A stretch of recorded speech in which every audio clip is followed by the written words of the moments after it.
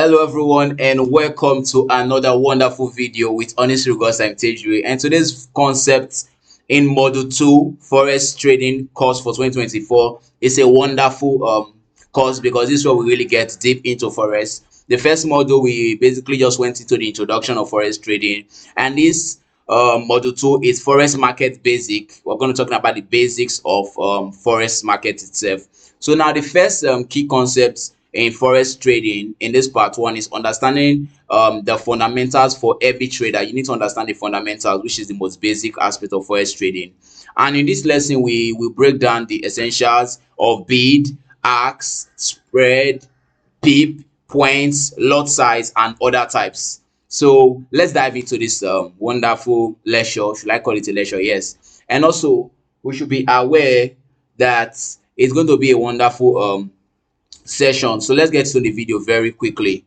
Now the first thing we're going to talk about is the ask, the bid, and the spread. That's what we're going to talk about. Now the forex market operates on a two-way quote system, meaning every currency pair has two prices. It's either the bid or the ask. Now first thing you want to know is what is the bid price. So basically what we want to talk about now, the price at which the market or your broker, can I say your broker? Yes, is willing to, let me take this chart off it.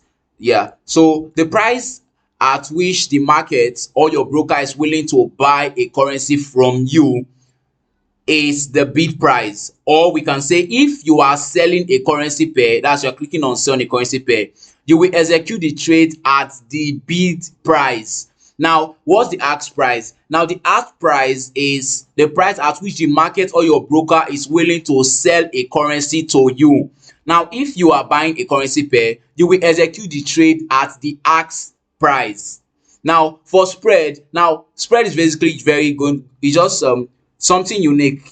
Now spread is the difference between the ask and the bid price. If you check your MetaTrader 5, you see that there's a little space. Sometimes it's basically wide and sometimes it's small. That is called spread. Spread is the difference between the ask and the bid. If you notice in most commercial in MetaTrader 5, let's say MetaTrader 5 or MetaTrader 4, you basically see a red line and a green line above each other. Sometimes they come together, sometimes they fluctuate.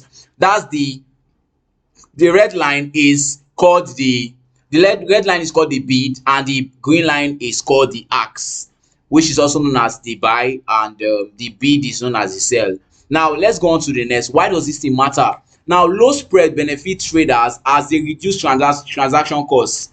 They benefit us. You understand more of it. Why high spread they usually occur during low liquidity or volatile market condition. When the market is not moving very volatile, you tend to see a very wide spread in the market, and you're asking why is this spread there? You just know the market is not volatile at that time, and a market that lacks volatility will basically have a very high spread. You know that. Now the next thing we're going to talk about is pips, points, and lot size. That's session 2 of this part 1. Now the forex trading involves precise measurement of prices exchange, which are represented by your pips and points. Now let's continue and understand the concept of lot size. Now we first of all, now for pips, P-I-P-S, I've seen people talk about pip and they basically don't know the meaning of the word pip. Now pip is percentage in points. Now a pip is the smallest unit of price movement for most currency pairs. A pip is the smallest unit of price movement for most currency pairs. Now most pairs, now 1 pip equals to 0.0001. now the fourth decimal place is the pip. Now example, if your USD moves from 1.2, I'll put that on the screen. If your USD move from 1.245 to 1.2345 to 1.2346, it has moved 1 pip. Does that make sense? Yes, it does. This is so interesting. For us, it's very interesting. So let's keep on the lesson. Now let's come on to execution for pairs. 1 pip equals to, exception is for JPY, JPY.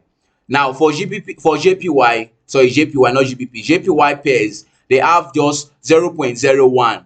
The second decimal place is known as the pip. Now for example, if USD JPY moves from 110.45 to 110.46, it has moved 1 pip. Now I believe that's much more Clear? That's super clear for you. Now let's go on to points. If that's not clear, you need to just rewind the video, make it slower, because YouTube algorithm has the ability for you to make it slower. So you just make it slower and you rewind, then you'll be able to get what you really want to do. So let's see that that is done.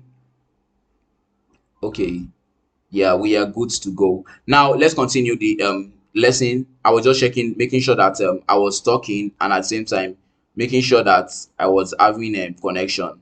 Yes, I'm good to go. Now let's continue. Now let's talk about lot size. Now points, I said. Now a point is the 1/10 of a pip. A point is the 1/10 of a pip. Example, Euro USD 1.2345 1.2345 1.2345 That's my brother. So yes, they could see you. I'm not sure I'm going to cut this part out. You sent you to come and look at my video. Now let's continue. So now the point is, take for example 1.23451 to 1.23452.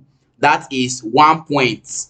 Now what are lot size? Now if a trade is executed, you use what is called lots, and lot comes in this asset of it. Now how do you explain lot? Now lot is basically the amount which you are willing to trade into the market. We have what they call the standard lot, the mini lot, the micro lot, and the nano lot.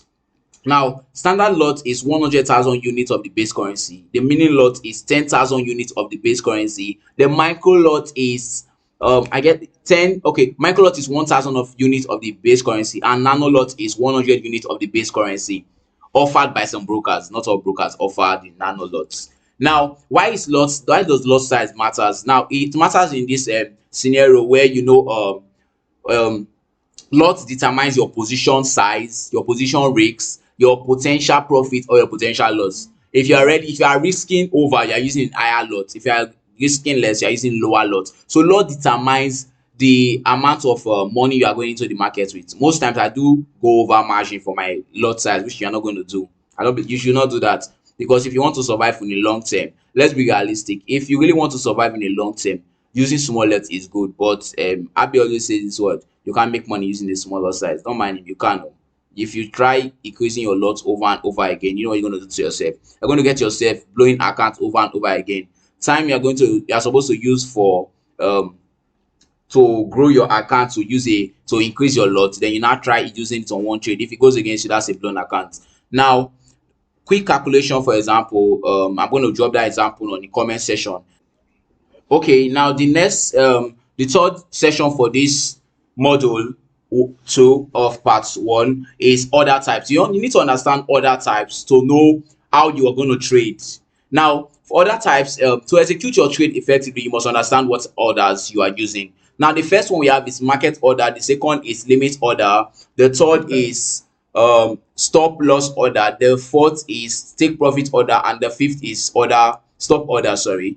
Now market order is to buy or sell currency pair at the current price in which the market is. Yes. Now for limit order, it's an order to buy or sell at a specific price or better. Now buy limit is placed below the current price. Buy limit is placed below the current price. Sell limit is placed above the current price. Simply means you want, when the market gets there, it should sell. While buy limit is when the market goes below and touches your buy limit, it should buy. Now for stop loss order is to automatically close your trade to determine the predetermined price to limit stop. Like, I don't understand. I don't know if you got that. Stop loss order is SL. You notically say, hear someone say SL, it touched my SL, and you're like, what's SL? That's stop loss. So when the market goes to, let's say you sell and the market is buying, that is, you said the market is going to go up, but the market is coming down. I don't know why I'm using that word. You are all professionals. When you say the market is going to sell and you are buying and the market is buying, you set stop loss. So when the market gets to a specific range, the risk you are allowed to risk for it, the market automatically close you up the trade. Why take profit is when the market gets to it, meaning when you sell, the market is selling and it touch your take profit, which is called TP. We abbreviate it in Nigeria as TP. I don't know if other places says TP. So when it gets there, it should just it should close your trade and give you the profit at that price at the moment. Why for stop order is basically an order to buy or sell a currency pair once the price reaches a specific level. Also, like it's called a pending order. I believe that's all said for the other types, and the summary is going to be in the description for it. And don't forget to subscribe to my YouTube channel. So have a nice day, guys, and catch you on the next episode of our video. Peace out.